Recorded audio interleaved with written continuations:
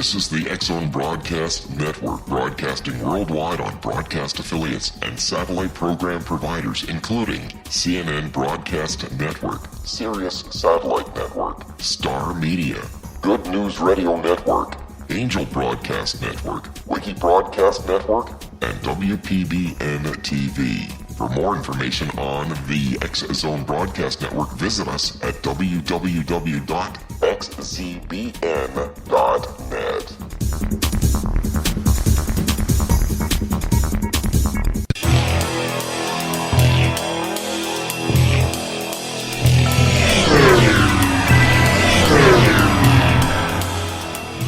This is A Different Perspective with Kevin Randle. A retired U.S. Lieutenant Colonel, Kevin Randle has been studying UFOs for nearly 50 years. Kevin has investigated some of the most famous UFO cases in the world and has been consulted for dozens of documentaries about UFOs. Considered one of the leading experts into the Roswell UFO crash of 1947, Kevin has written more than 25 books about UFOs, including the recently published Roswell in the 21st Century. Now, here's the host of A Different Perspective, Kevin Randle.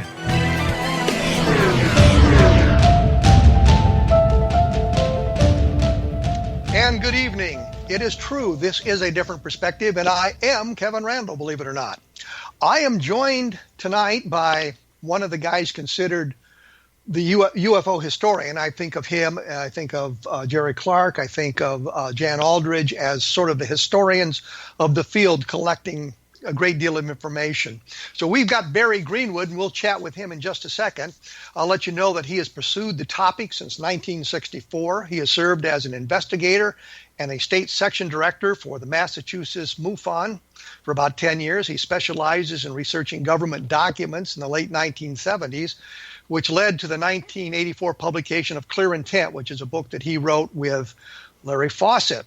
He's edited the newsletter Just Cause for Citizens Against UFO Secrecy from 1984 to 1998, and much of his research has been published in the MUFON UFO Journal, Flying Saucer Revue, and a variety of international publications since the mid-1970s. In more recent years, he has specialized in UFO history, and that's what we'll be talking about tonight, or in a few minutes here, compiling the New England Airship Wave of 1909 and editing U.F.O. Historical Review, which is a newsletter he began in 1998. He has published the online Union Catalog of Periodic UFO articles. It's a massive listing of UFO articles published worldwide in periodical literature, which would be, of course, magazines and the like.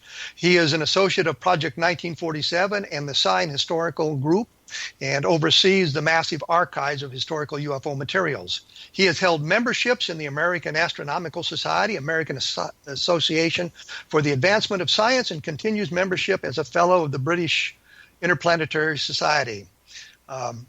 He believes that the UFO controversy is a topic that deserves continued monitoring and investigation in the event that one or more of the incidents reported may exhibit provable signs of a previously unknown phenomenon. Many of the UFO incidences on record are often highly unusual and difficult to explain, but do not provide proof of extraterrestrial or otherwise exotic origins that are commonly expressed in popular media. It is urgent that the immediate attention be given to both preserving the existing records and duplicating those records into other forms for future dissemination and study in the event that important elements of the information may contribute to a solution or solutions to the more mysterious incidents. That is my long-winded introduction to Barry Greenwood, and I will say now, welcome, Barry Greenwood. Yes, I'm here. That sounds like where I'm coming from. Is there something you'd like to add, some additional books or articles you'd like to talk about? No, I don't think so. They're all out there somewhere. They can be found eventually. And your website is www.greenwoodufoarchive.com.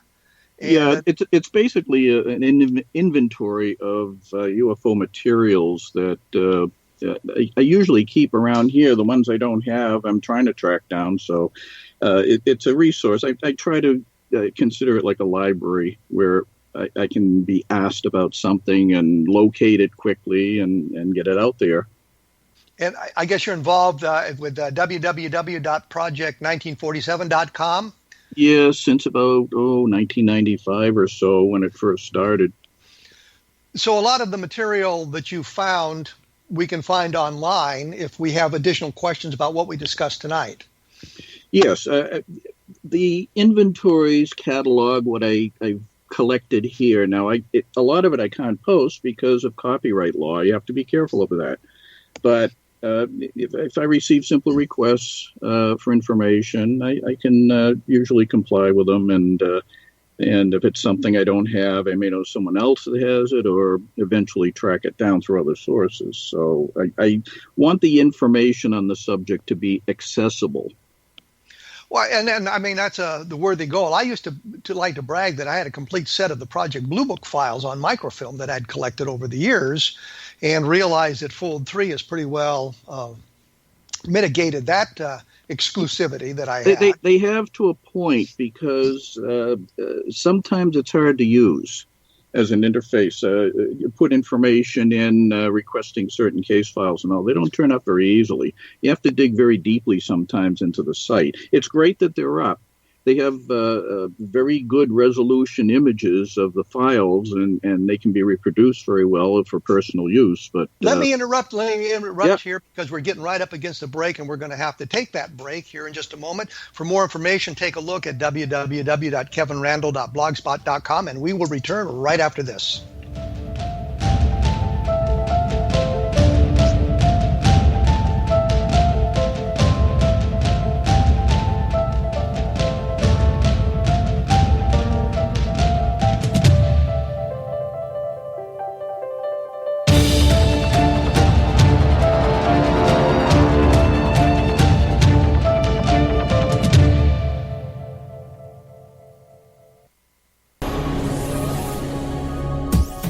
This is the X-Zone Broadcast Network, broadcasting worldwide on broadcast affiliates and satellite program providers, including CNN Broadcast Network, Sirius Satellite Network, Star Media, Good News Radio Network, Angel Broadcast Network, Wiki Broadcast Network, and WPBN TV. For more information on the X-Zone Broadcast Network, visit us at www.xzbn.net.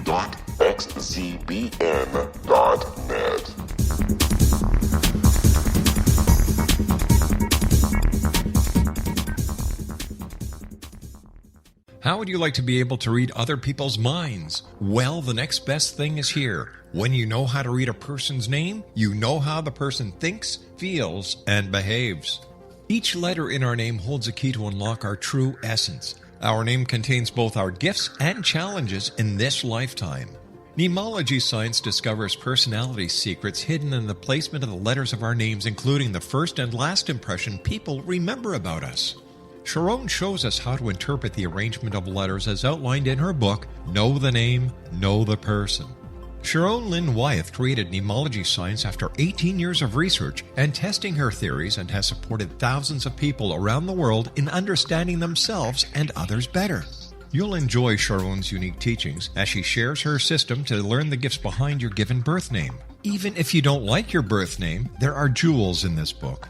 If you're thinking of changing your name, ready to name your child, or wanting to get along better with others, this is the book for you. If you'd like to improve your relationships and change your life for the better, get the book today, Know the Name, Know the Person, or visit www.knowthename.com. That's www.knowthename.com.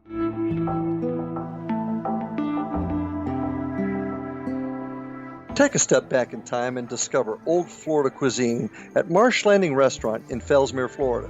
Enjoy delicacies such as frog legs, gator tail, catfish, and swamp cabbage, or enjoy the more traditional cuisine such as hand-cut Angus steaks, ribs, and seafood. Join us for breakfast with a southern flair featuring sweet potato pancakes, biscuits and gravy, and much more.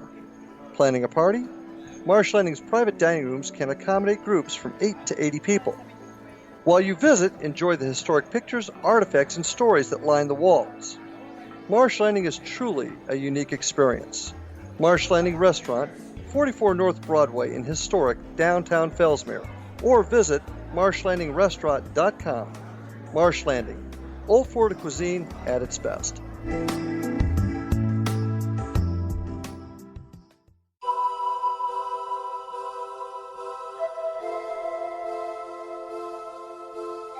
If you're a seeker, don't miss the inspiring book Shamanic Awakening, Between the Dark and the Daylight.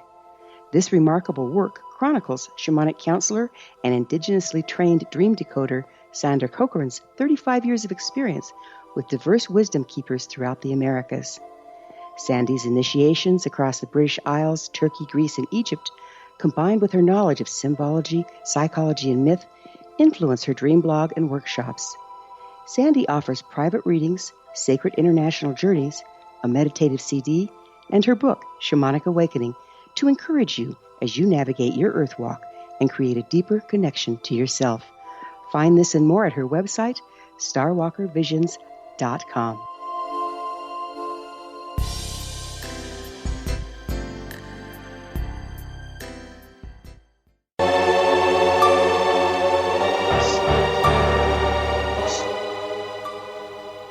And as promised, I have returned with Barry Greenwood. When I so rudely interrupted him, we were talking about the Fold Free website that has a great deal of the Project Blue Book information online. And I know, Barry, you had a couple of comments about that, and I wondered if we had finished with that, or did you have something else you wanted to add? Yeah, just a bit more. As I said, Fold 3 is a great site and all, but there are things missing there. There's another site called the Blue Book Archives, which contains essentially the same materials, but only up to about 56 rather. And that's a little bit easier to use to find things, but like I said, it cuts off at 56. They couldn't complete the project for lack of funds, and it's there for use with any older materials. But Fold 3 you can use for later things. And you mentioned there are microfilms out there. If people want copies of any of these things, they can, get microfilm or download them. I have a copy of the entire Blue Book holding on my disk, so it's all there, and I can pull it when I need it. I just have the microfilm, so that gets a little cumbersome trying to sort through those. The Blue Book Archives is a real easy site to use. I will agree with you. On Fold 3, you kind of have to hunt around for stuff, so it's more complicated. But you can usually get what you're looking for. Yeah, it's laid out. You can locate things by frame numbers and all, but of course you need to know what you're looking for first to make use of that. So, while the film's on there, it's broken up into categories, and that's what makes it difficult to use. There are lists of sightings for each month of each year that Blue Book covered, but as I said, it doesn't include everything. There's some sightings that just aren't there at all, and you have to dig. Okay, I think we've disposed with that.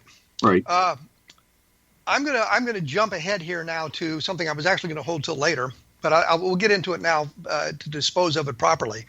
Last week we talked to Colonel Charles Halt about the Rendlesham Forest Bentwaters incident of December 1980. And in the course of that, of course, what I was trying to discover was somebody had said, and it may have been on my blog, it may have been something else, but somebody said to me that had it not been for Larry Warren, we would not have known about the Rendlesham Forest case. And it seemed to me that the researchers in Great Britain had actually kind of broken the case before it got over here, and that Larry Warren was the one that approached you and Larry Fawcett about that.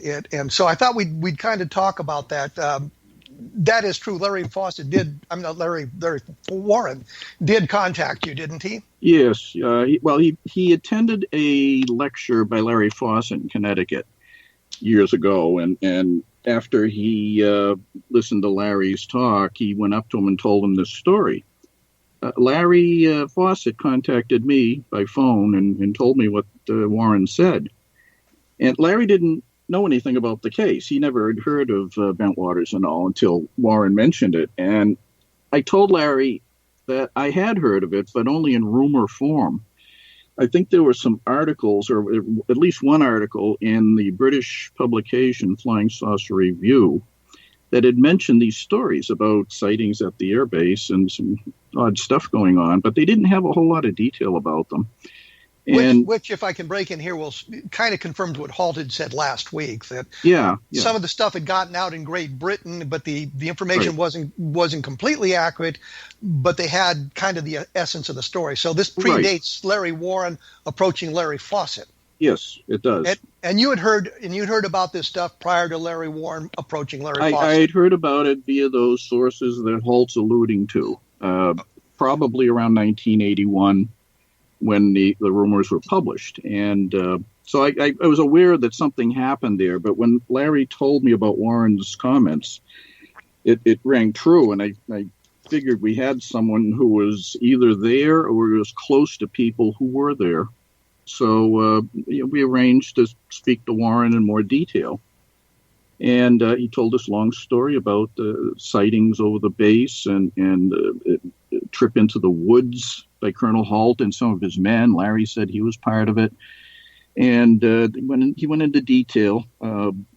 He didn't have any paperwork or anything about the story. It was just his knowledge of having been exposed to that information. So it's true that if it wasn't for Larry Warren, we wouldn't know about the story. He was really the first one that gave us concrete details that we could act upon.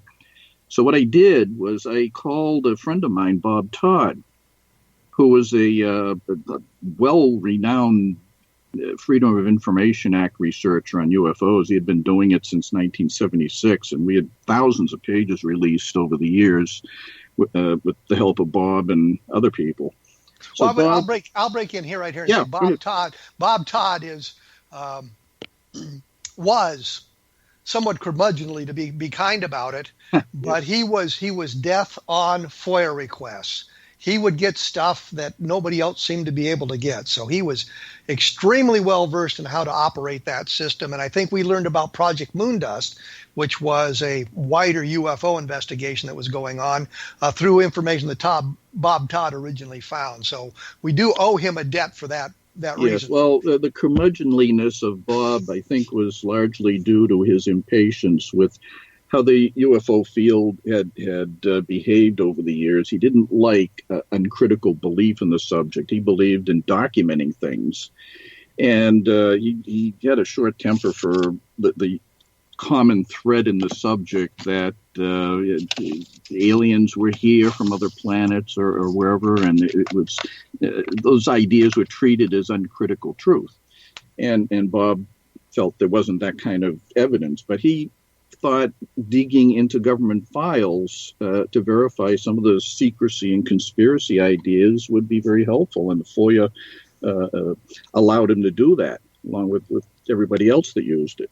So you were contacting him about the Bentwaters case, and he was doing his thing, looking for documentation. Yeah, what I did was I explained the detail that Warren gave us, and he went ahead and filed FOIA requests for any paperwork.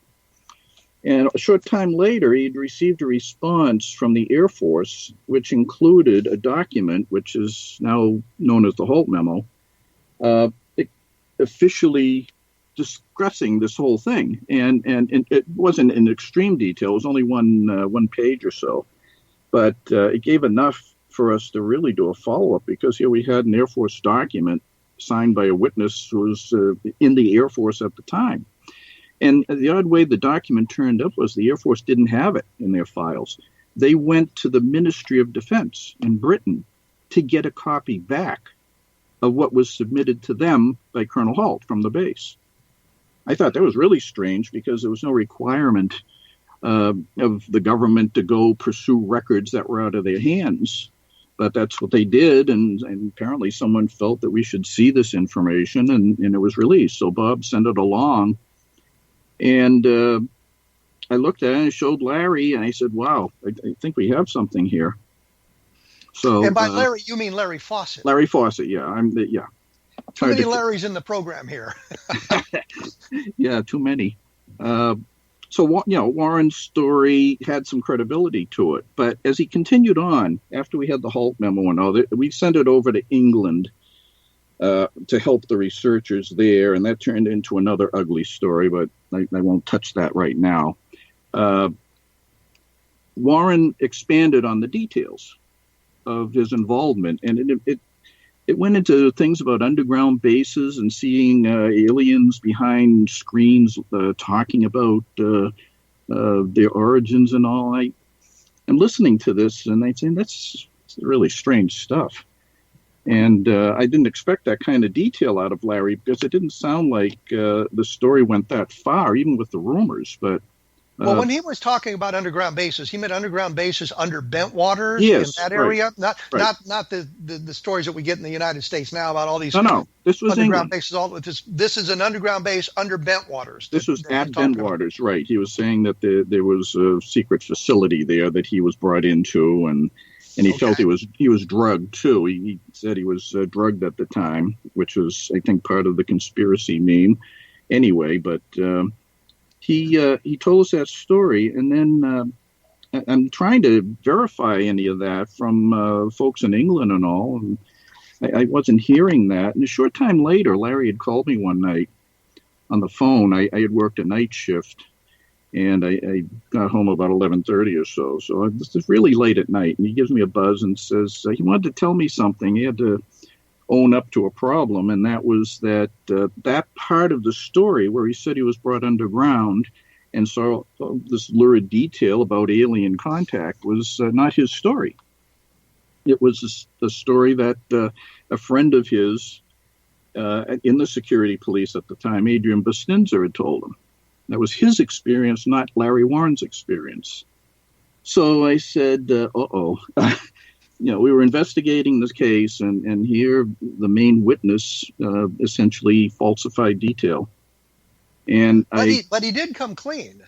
He came clean, yeah, and I don't quite know why. I mean, I knew no better whether that was true or not about him, but he came clean on it and said that wasn't so. Maybe he felt that we were doing a lot of checking, and we would go down dead ends using that detail that he was giving us. His story was that Bustinza was not willing to tell the story, and Larry was adopting Bustinza's story in an effort to flush out Bustinza.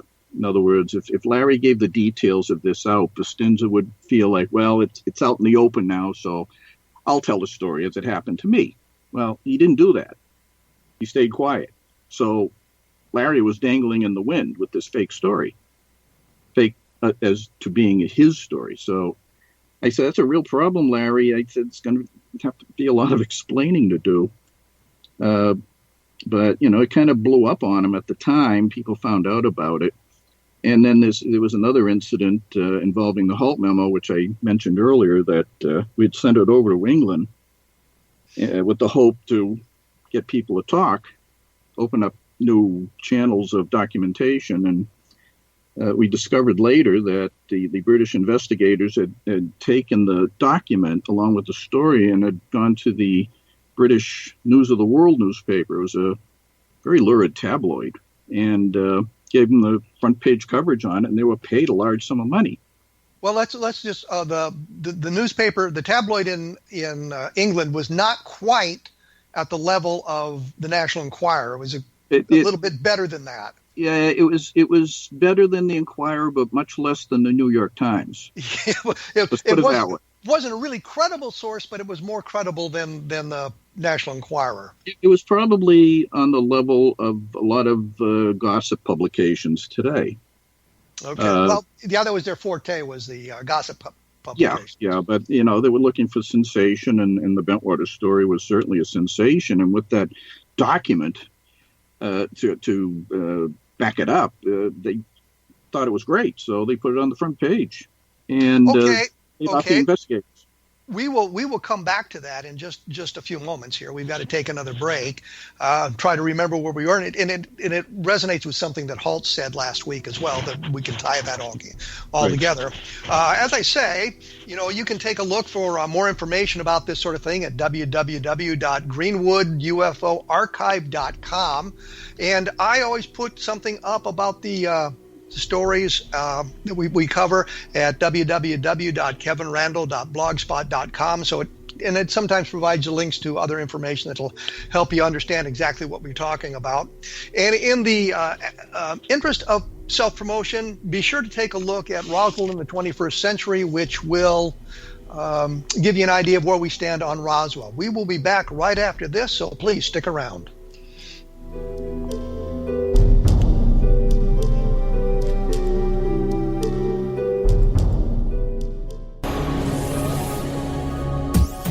This is the X-Zone Broadcast Network, broadcasting worldwide on broadcast affiliates and satellite program providers, including CNN Broadcast Network, Sirius Satellite Network, Star Media, Good News Radio Network, Angel Broadcast Network, Wiki Broadcast Network, and WPBN TV. For more information on the X-Zone Broadcast Network, visit us at www.xzbn.net.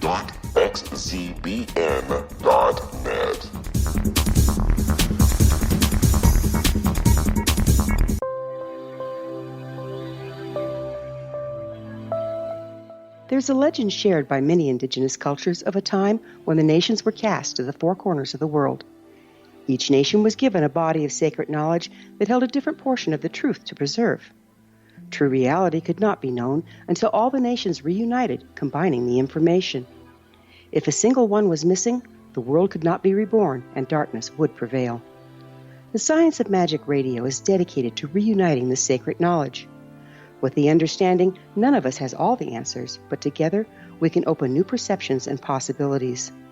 Through our combined vision, the world can be reborn into a place where darkness no longer prevails.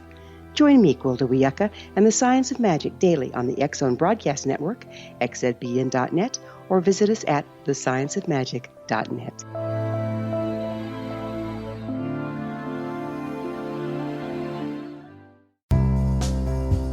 Gibbs A. Williams, Ph.D., is a practicing psychoanalyst, supervisor, researcher, and author in New York City.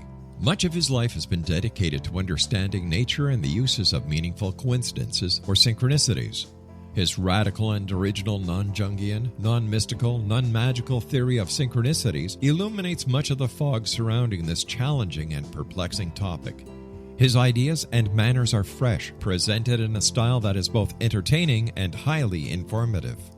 He is also an expert on crisis intervention, specially focused on violence reduction for the police and citizens, mastering anxiety, frustration, and stress without the use of medication, and effectively preventing and treating heroin addiction. Dr. Williams can be contacted at his email address at gwwilliamsny11@aol.com or visit his website at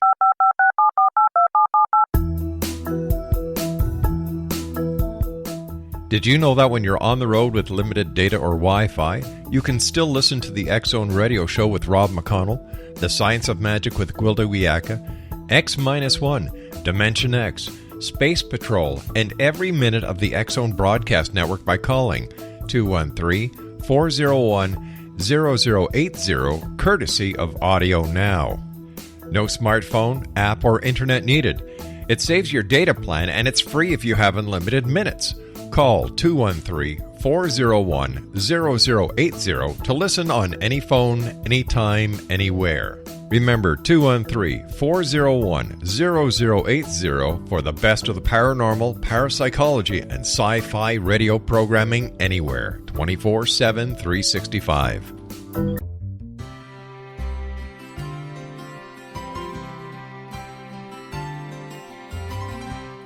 True healing must address 4 levels: physical, emotional, mental, and spiritual, for us to live joyful and productive lives. We tend to treat 3 of the 4, leaving the spiritual languishing. If you're tired of the same dysfunctional patterns cropping up in your life, Soul Balancing is for you. Trixie Phelps, owner and founder of Soul Balancing, is a naturally gifted energy healer trained in numerous esoteric forms, including shamanism. Trixie has created a powerful modality that safely and effectively clears your energetic field.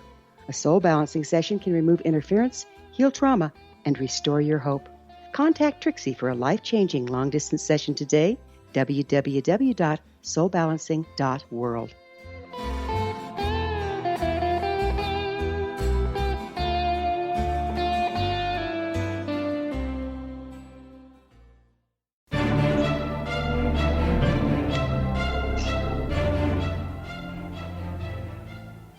And as I promised just moments ago, we are back with Barry Greenwood.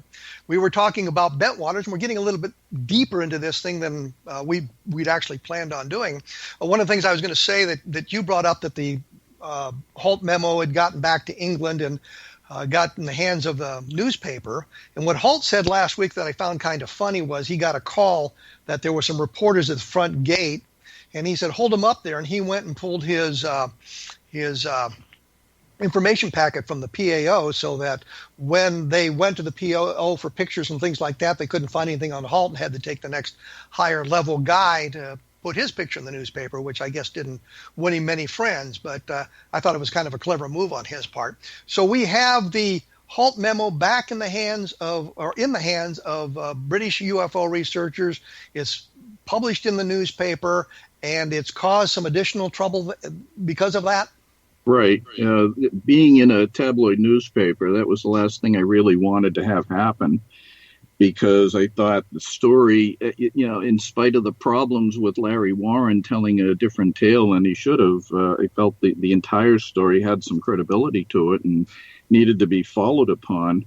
And getting it into a tabloid paper first was just about the worst thing that could happen, and especially since the investigators had been paid good money for that story and never even told Larry Fawcett and myself that they were doing that. So I felt at that point that the whole thing was out of control, and I don't know where it was going to go, but I told Larry on the phone that I couldn't Larry Fawcett, yeah. And I told him that I couldn't continue with the story because, number one, our main witness falsified information. Number two, the British investigators had undermined us on that by selling it off the way they did. So I was out of it by then. I just closed it up and let someone else take care of it. I tried, but there were just too many problems with the credibility. Well, but you're not saying that the story itself is untrue. You're just saying that... No, I'm not saying the story was true, but the way the story had opened up, it just went completely off track from what we wanted to do. So you haven't been involved in any of the more recent activities around Bentwaters? Very recent things, yes, because apparently there's another development on Bentwaters where Larry Warren had claimed that there was a photograph that he had taken around that time in 1980 of an A-10 aircraft during broad daylight that seemed to have a UFO hovering over it.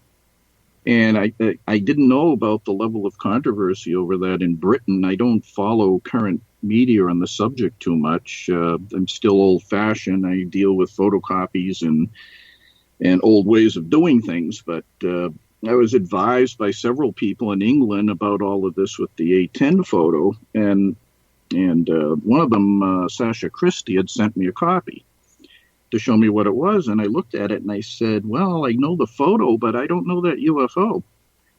So I went digging through my files, and I found that it was the same photo that Larry Warren had given me, along with a group of about 20 others, that he had taken during his honeymoon in England in 1985. When he returned, we were still dealing with him and all, and the newspaper thing hadn't come up yet. And he handed us these pictures and said, he took these while he was sightseeing in the forest in the areas near the base. The base was still active. And he took a bunch of snapshots of where he thought some of the big events had happened. And his new wife was in one of the pictures and all. So I looked at him and all. He had this picture of a helicopter and an A-10. But when I looked at the honeymoon pictures, there was no UFO in it. I said, gee, that's odd. Why is it going around now with a UFO? So I sent the pictures over to England and said, look, this is the copy he gave me. And as you can see, there's no flying saucer there. And there's absolutely no evidence that the photo was doctored. The photos are legitimate. Those are the ones he handed to me, and they weren't tampered with. There's nothing there to talk about. It's no UFO. So I guess now it's exploded in England that, the photos were faked and people defending Larry, trying to find ways to explain it. And people against Larry Warren, they're using it to crucify him.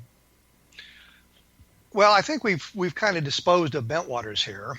I just wanted to get your take on it because of some of the things that Colonel Halt had said last week, and you being sort of a neutral source on all of this, and it kind of gives a better perspective, or a different perspective, if you will, on that sort of thing.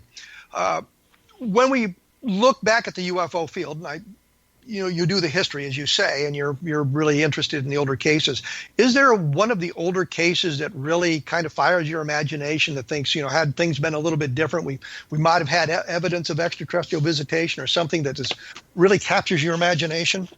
As far as hard evidence, no, I really haven't seen anything like that. I know that there were credible stories about CE2s, meaning close encounters where physical evidence is left behind in the form of tree branches broken, grass matted down and burned, and an assortment of assumed artifacts from UFOs. But I'm not convinced any of those qualify as proof. It's all circumstantial.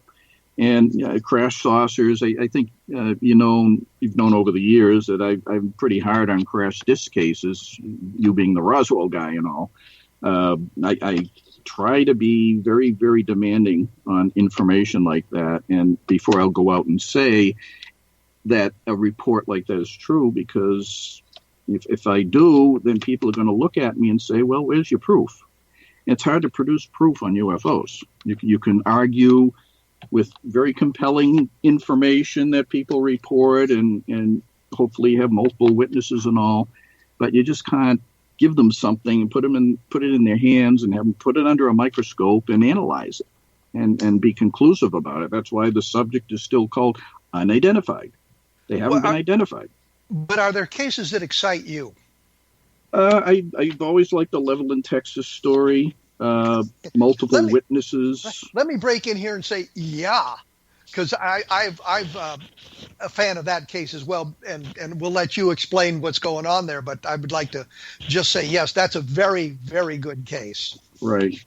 It was a series of incidents, about 8 or 10 or so, maybe more, of people in the Levelland area in different areas of the city reporting seeing anything from a basketball-sized ball of light to an object that was about 200 feet long and shaped like an egg appearing.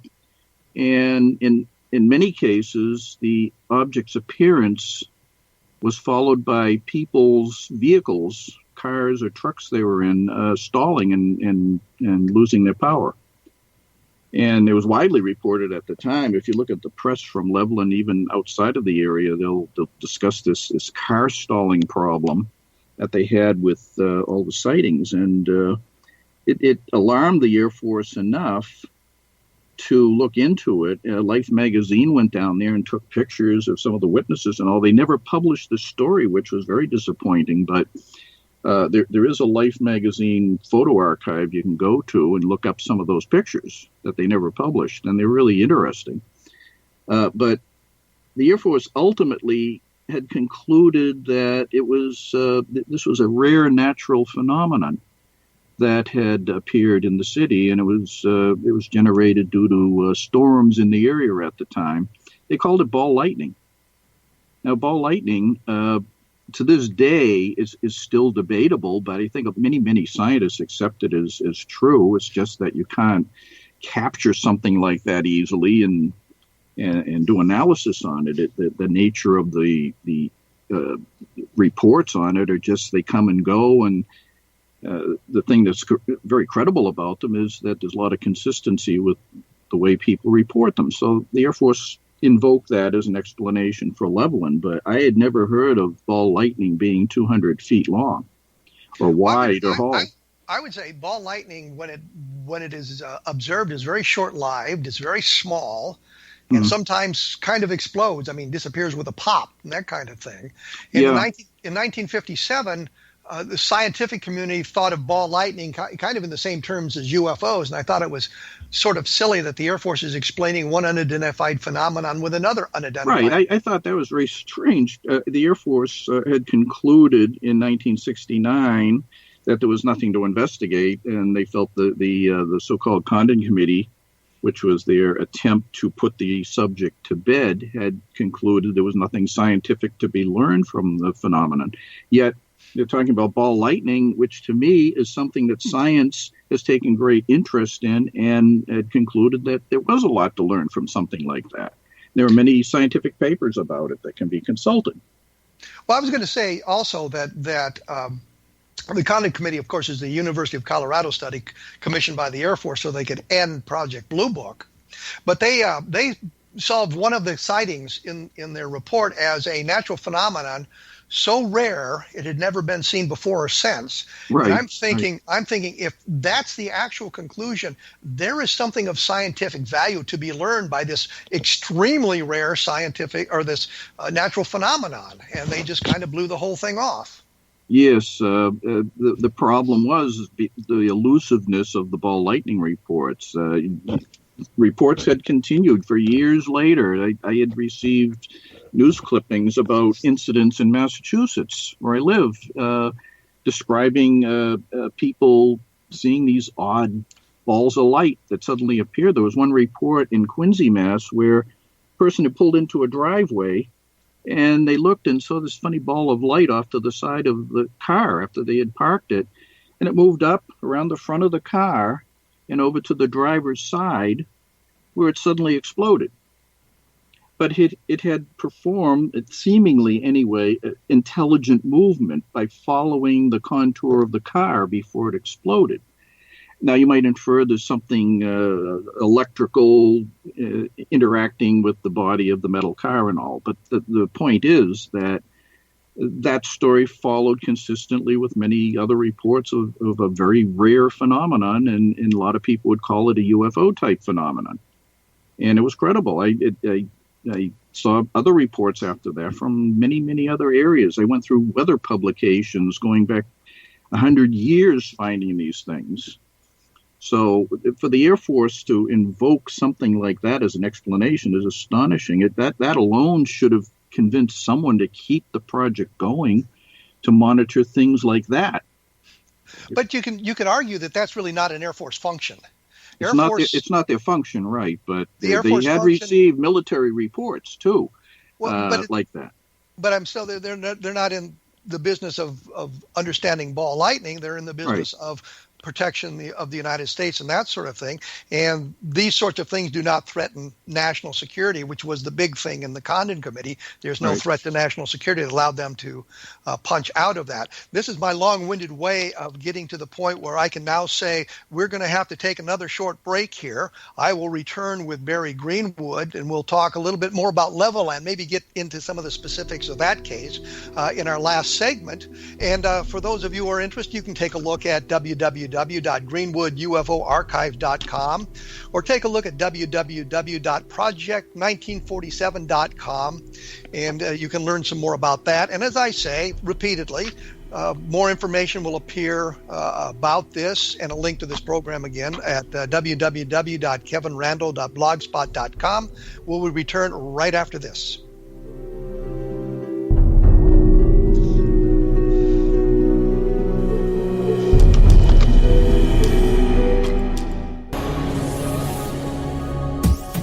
This is the X-Zone Broadcast Network, broadcasting worldwide on broadcast affiliates and satellite program providers, including CNN Broadcast Network, Sirius Satellite Network, Star Media, Good News Radio Network, Angel Broadcast Network, Wiki Broadcast Network, and WPBN TV. For more information on the X-Zone Broadcast Network, visit us at www.xzbn.net.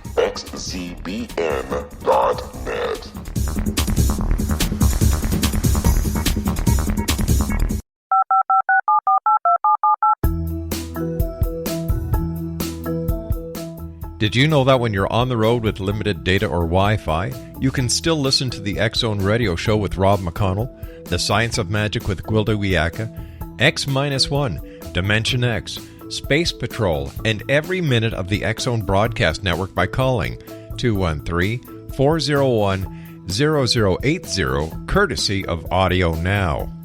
No smartphone, app, or internet needed. It saves your data plan, and it's free if you have unlimited minutes. Call 213-401-0080 to listen on any phone, anytime, anywhere.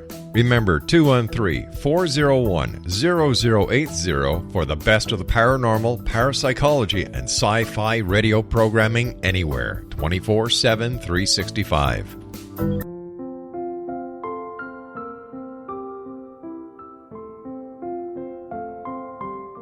I am Dr. Carl O'Helvey, founder, president of a new cancer foundation focusing on evidence-based physical, mental, and spiritual interventions, including natural cancer cures, prayer, meditation, affirmations, nutrition, and other related holistic cancer prevention and cure modalities. These are used in cancer education, research, and financing care. I ask for your help to continue this important work by donating at www.holisticcancerfoundation.com.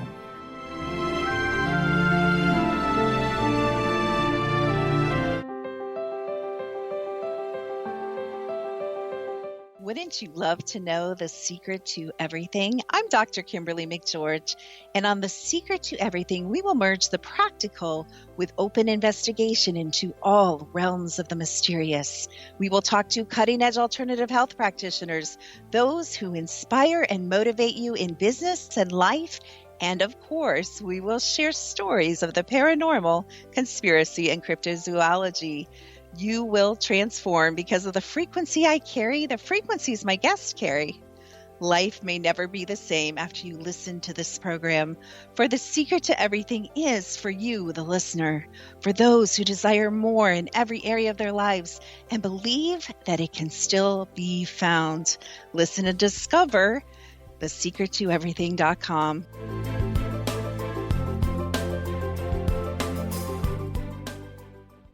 Little children aren't the only ones afraid of the dark. Millions of soldiers return from war zones with PTSD, anger, frustration, fear, and loneliness, much of which surfaces during the darkness of the night. You have the chance to change the lives of these American heroes. Songs and Stories for Soldiers.us provides free MP3 players for these men and women. With a list of 3 million songs in 16 different styles, 100,000 audiobooks, and 30,000 old-time radio programs, every veteran can find something to soothe and comfort them at no cost.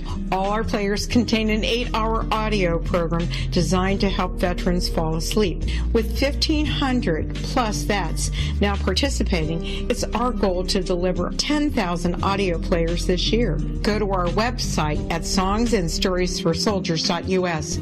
Help us help a veteran make it through the night.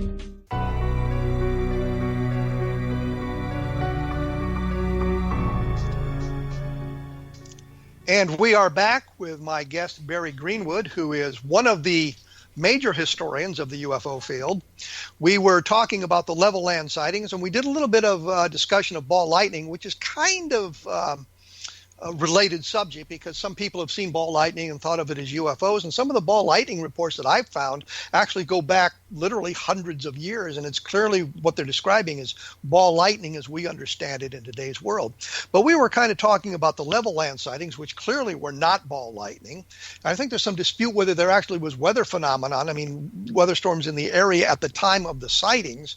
I think the Air Force kind of glommed onto some things to suggest that. But we had stories of craft on the ground, craft interacting with the environment, meaning installing car engines, dimming lights, filling radios with static. I don't know why I couldn't think of the word radio right there. With static. But the Air Force had said there were only 3 witnesses. Don Kehoe said there were 9. And if you go through the Project Blue Book files extensively and keep score, there were at least 13 people who were involved in this in 13 separate locations all around the level land area and in small towns right near there. And for those who are unfamiliar with Texas, level land is right now near Lubbock, so you can get an idea of the location of level land and all of that. So you are a proponent. You are excited about the level land sightings as something anomalous. Right. Now, I had mentioned that the Air Force invoked the ball lightning explanation, but also that there were aspects of the Levelland reports that couldn't be ball lightning, in my opinion.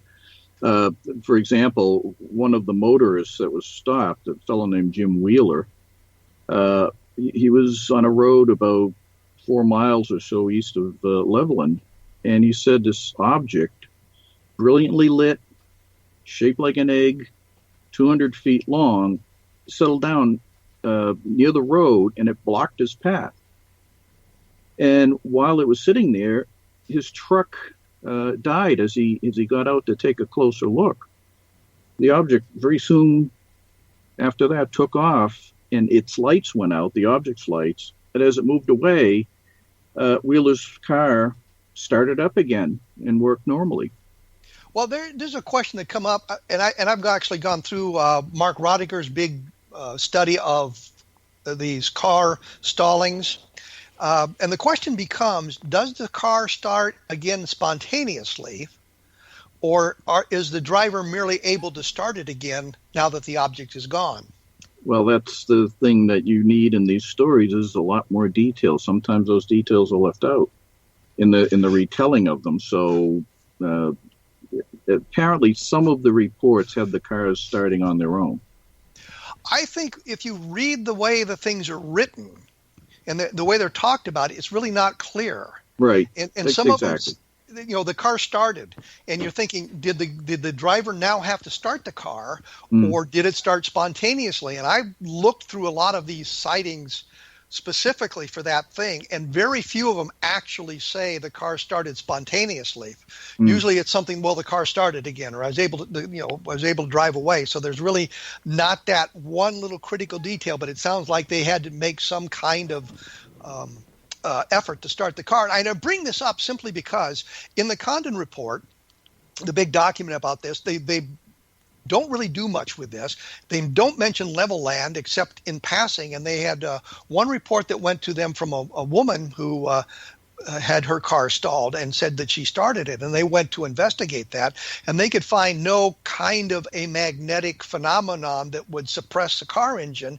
And then when you removed that force, it would start spontaneously. Somebody had to do something to start it.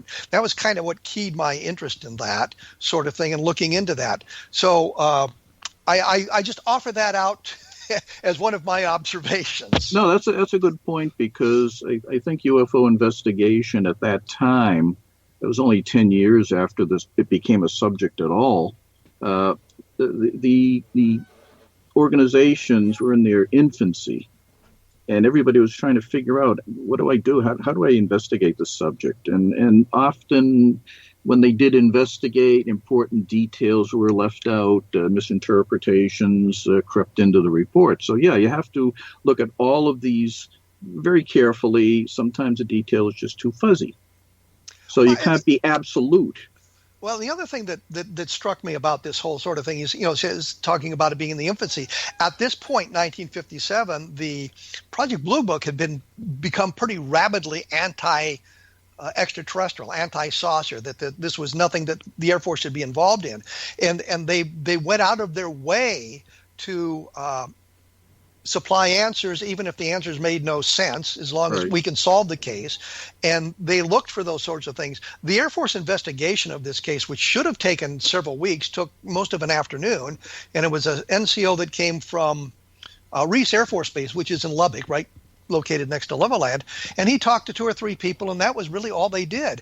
The real problem was that NICAP was in a fight with the Air Force over congressional hearings and getting congressional hearings. And so they were so busy arguing over the number of witnesses and that sort of thing, nobody was doing any investigation. Yeah.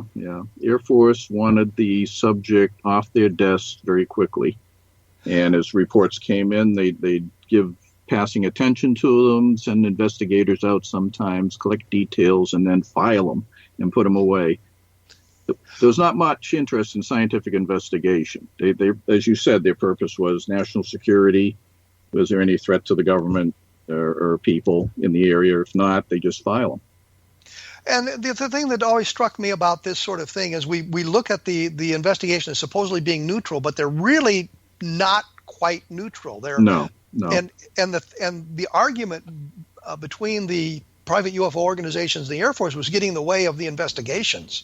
They were too busy arguing over trivial details like, well, there were only 3 witnesses. No, there were 9 witnesses, to really look at the thing and understand what was going on. And Level Land kind of brings all of that together. You've got multiple witnesses, as you mentioned, in multiple locations reporting the thing to the law enforcement in the area independently of one another. It's the next day you get a couple of additional reports after they realize they've seen something unusual.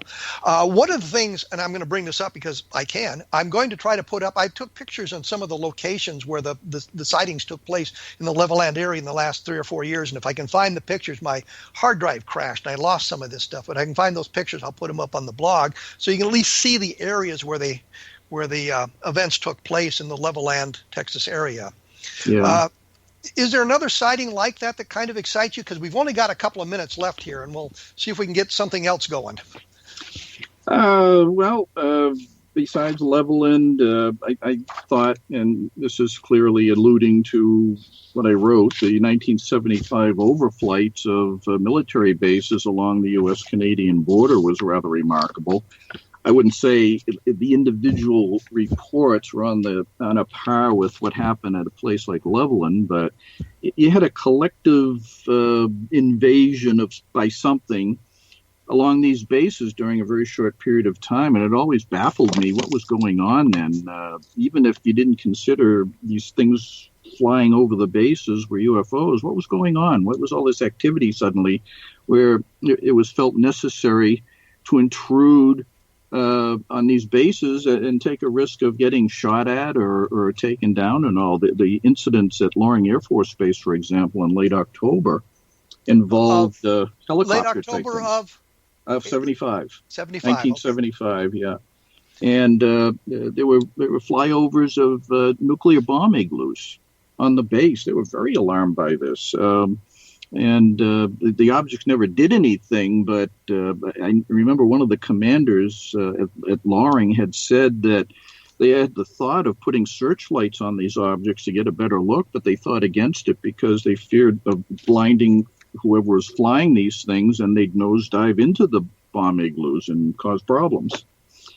Were they ever able to identify who the intruders were?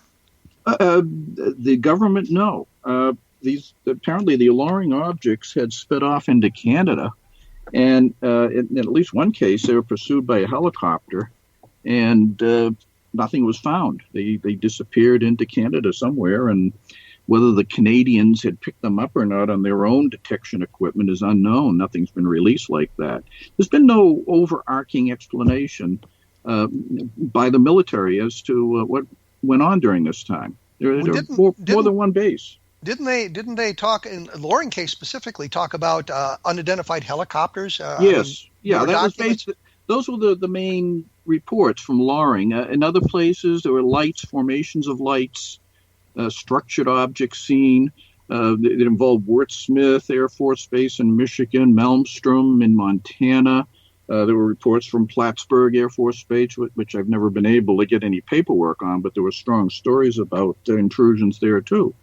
So, and this was all happening within about a 3-week time frame. And after that, it just died, except for other isolated incidents here and there. But it wasn't concentrated and organized in these other locations. The Northern Tier was just a focus of some attention that was rather inexplicable to me. And it's still, to me, it's still a major event that should be fleshed out more by government sources. Let us know what happened here, because these intrusions went on without any interference. It was with impunity.